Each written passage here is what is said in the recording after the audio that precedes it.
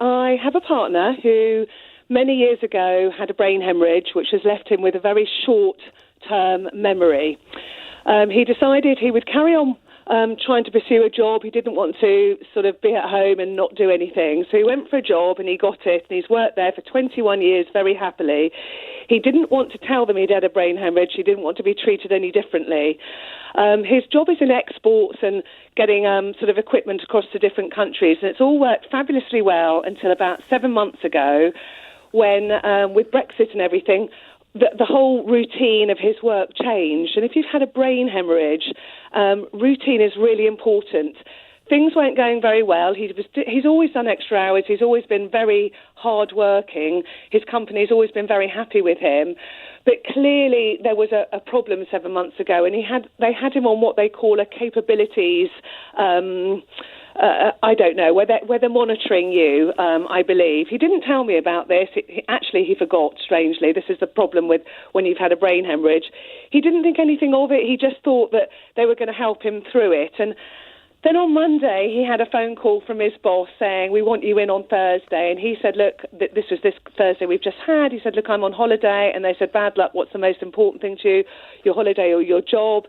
It turned out they were both on holiday, the HR and the manager on holiday on the Friday, so it suited them to interrupt his holiday and not theirs. And they basically said to him after 21 years, look, thank you, but we've been monitoring you for 7 months. You haven't got any better, and you have to decide within the next 24 hours, would you like to hand in your resignation, or you can stay on for 3 months, but then it'll be on your CV that you've been fired.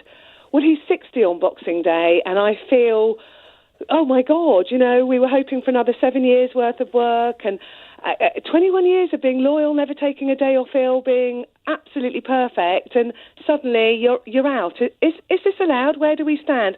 I have written to his HR and said, look, I'm his partner. You didn't know this, but he's had a brain haemorrhage. Before he started working with you, he didn't tell you he wanted to be treated the same as everyone else. You've always been happy with him. Okay, Tanya, can I ask you some questions? Yep. First of all, you say he had a brain haemorrhage and then he worked for 21 years. So I'm inferring from that, I think it's obvious, but I just want to check, the brain haemorrhage was over 20 years ago. Yes. Now, you say he was told you can resign or you can stay for 3 months but be dismissed. What did he choose, or has he not chosen? He didn't. Yet? They gave him 24 hours and then actually said, but please don't phone us because we're on holiday. Can you let us know by email? So that's when I thought, oh, my goodness, no, I'm not an academic. I don't know anything about this. I contacted our families that are all very helpful, and I have a friend that's a GP who helped me, and they said, look, this surely can't be allowed. But this company is a very good company, and they actually have crossed all their T's and dotted all their I's and done things by the ball exactly as they should do as far as this capabilities performance is concerned. Yeah. But I still feel, gosh, is this allowed? Are you allowed to just say, well, I'm sorry, you've mucked up for 7 months, so 21 years is gone, and I mean, they don't know. Well, Tanya, I don't want to ask you confrontational questions because this is a horrible situation, but there's one I've got to ask you. Of course. If 7 months isn't long enough, how long do you think the company should wait? Well, this is what I'm asking. I don't know. I don't know how much help they genuinely gave him in that 7 months, and of course, unfortunately, when you've had a brain haemorrhage and you're called into these sorts of meetings, you kind of forget that you've had them. That sounds terrible, but that's the way it is. Yep. When you've worked as a routine and you just sort of carry on, everything's fine. When you're put under this sort of confrontation. All right, Tanya, let me help. First of all, there is an obligation on companies to make reasonable adjustments for employees who are disabled. Yep. Now, there's a defence to that.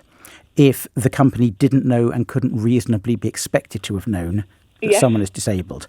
Until last Friday, when your brother told them, or when you told them, would it be fair to say they didn't know and couldn't reasonably be expected to have known that he was disabled? Okay. It's completely fair, to be fair. So up until then, up until the point that you told him, told the company that he'd had a haemorrhage, they were under no duty to make reasonable adjustments because the duty wasn't triggered if they didn't know and couldn't be expected to know.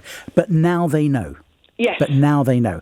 I'm assuming that your partner falls into the definition of disabled, which is something that has a long-term, clearly it's long-term, adverse impact on his ability to carry out day-to-day activities. Correct. Yeah. Has he been assessed as disabled by a medic?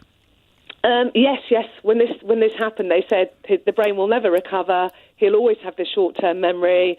He either carries a notepad around for the rest of his life and registers as disabled, or as he chose to, try and find a job and carry on. And So now that they know, they've got to make reasonable adjustments. I'm glad he hasn't resigned. I'm glad they haven't dismissed him yet.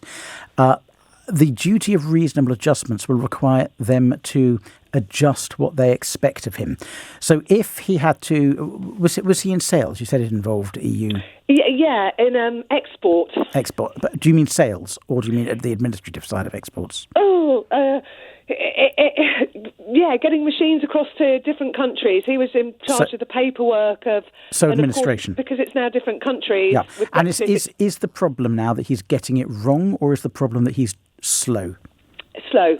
Right, that's good. That's better than getting it wrong, because the duty to make reasonable adjustments will require adjustments to the speed with which they are required to expect him to carry out his tasks. If he was getting stuff wrong, it's easy for them to justify a dismissal. But if it's simply a matter of speed, a tribunal will expect the company to adjust their targets. Now, they'll only expect the company to make reasonable adjustments to the targets. That might mean, and I'm making figures up, Tanya, and I get the impression you won't know a huge amount about the figures either. No. But let's say he previously completed 20 export licenses a week. Yeah. Now he is expected to complete 16. I'm making those numbers up. That's what okay. So originally but if he can only do 3, a lot less, and now he's expected to do an awful lot more. So actually, his job has got progressively more and more and more and more, which has also become a problem, as well as all the different fiddly bits with Brexit. Well, nobody has an entitlement to the same job for life. Of course. But the duty of reasonable adjustments includes making sure that people who have a disability aren't overwhelmed with the work. Now that you've told the company, I would put it in writing immediately. I have. Good. I would also ask him to lodge a grievance. When I say him, your partner, I would also recommend your partner lodges a grievance on Monday, because that will stop things dead in their tracks, complaining that he has a disability, and although it's not related to the disability because the company didn't know, they acted badly by on Friday calling him in and giving him on Thursday giving him an ultimatum of resign or be fired. And that will put the cat amongst the pigeons in the HR department. And that will buy him extra time during He's actually phoned up now and said, I'm unwell. This made him so extremely stressed, and I've never seen him like this in all my time. It was a great trauma on us, and so the stress, he's just phoned up and said, look, I'm ill, but I have gotten an appointment with a doctor on Friday to discuss this, to discuss how I'm feeling. So that's what we've done, because that's how he was. So was that the right thing for us to do? It's really tricky, Tanya, because if somebody goes off sick, that actually, unfortunately, can bolster the employer's case that the duty of reasonable adjustments doesn't require them to keep somebody in the role indefinitely. If he can get back to work, it's in his interests to do so, as stressful as he might find it, because the alternative to working and going back to work is not going back to work. And if he doesn't go back to work, then the company is going to find it easier to justify his dismissal. Tanya, I wish him luck with that. It sounds like he's got a partner really fighting for his interest there, and good on you. But the thing to do now is to put in a grievance complaining about the ultimatum he was given on Thursday, and let the HR department try to regroup and sort themselves out, because they know what they're meant to be doing now that they know that your partner is disabled.